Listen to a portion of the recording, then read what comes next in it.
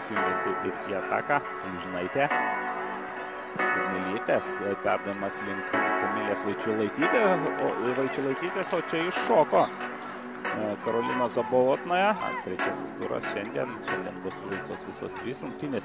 Čia gana dėkinga situacija, smūgis ir Karolina Curukova.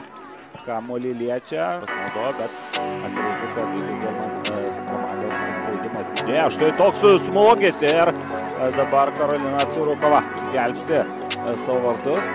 Pražanga nelaukia varžovių ir koks smūgis skersinės. Kristina Neverdauskaitė dabar čia būtent perduoda kamuolį, smūgiuoja.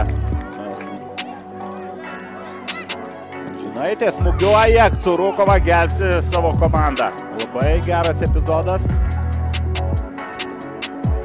Tęsiasi ataka, dar vienas smūgis ir vėl kamuolys pas Karolina Curukova. Gelbėjo savo vartus po aštrios Higelmano takos.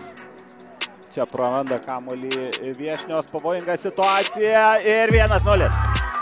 1-0, o pasižymėjo Čen. Žaidėja iš Kinijos pasirodžiusi aikštėje po keitimo, išnaudojo puikų komandos draugės perdavimą ir šį kartą Karolinai Curukovai šansų nelabai ir buvo.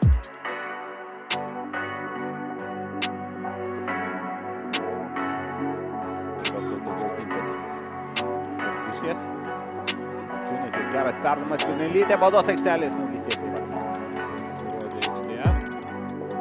Čiūnaitė iš toli, pavojingas smūgis. Čia atakuoja vartininkę. Rungtynes, vienintelė